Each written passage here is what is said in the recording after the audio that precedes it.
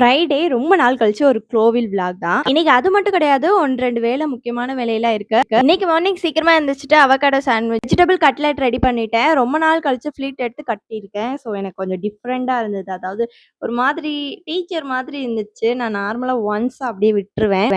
But இதுவும் நல்லா தான் இருந்துச்சு. நான் இந்த Instagram பேஜ்ல இருந்து இந்த மாதிரி கியூட்டான சூப்பர் பிரேஸ்லெட்லாம் ஆர்டர் பண்ணியிருந்தேன். அதுல எனக்கு மட்டும் தான் ஆர்டர் பண்ணேன். அவங்க என்னோட பாப்பாவுக்கும் சேர்த்தே குடுத்துட்டாங்க. பாப்பாவோட பிரேஸ்லெட் பார்க்க செம கியூட்டா இருந்தது. அவ கையிலயே இன்னைக்கு நல்ல ஒரு தீம்ல ட்ரெஸ் போட்டு விட்டு போட்டேன். செமையா இருந்துச்சு. அவளுக்குமே ரொம்ப பிடிச்சிருந்துச்சு. இவங்க நம்ம கேட்குற மாரி கஸ்டமைஸ் பண்ணி தருவாங்க. உங்களுக்கு வேணா பேஜ் டேக் பண்ணி கோவில் கிளம்பியாச்சு. பட் கொஞ்சம் ட்ரெடிஷனலா கிளம்பிட்டோம். ஸோ நல்லா இருந்தது. ரொம்ப நாள் கழிச்சு கோவிலுக்கு போனது.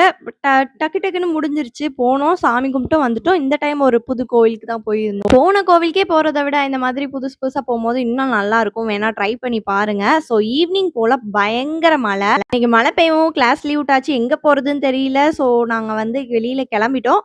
பட் அங்கேயும் இங்கேயும் சுத்தி ஒரு இடத்துக்கு போனோம். குரோன்னு ஒரு ஹேர் செக்கப் தான் போயிருந்தோம். ஒரு 1/2 மணி நேரம் டிஸ்கஸ்க்கு அப்புறம் தான் உள்ளவே நாங்க போனோம். எல்லாமே சூப்பரா இருந்தது. பட் காஸ்ட் பயங்கர ஹையா இருந்தது. பட் ஓகே அப்படின்னு சொல்லிட்டு நாங்க வந்து அங்க எல்லாம் முடிச்சுட்டு கிளம்பியாச்சு. ஓகே, இதே மாதிரி நெக்ஸ்ட் வீடியோல பார்க்கலாம். அது வரைக்கும் டாடா, பை பை.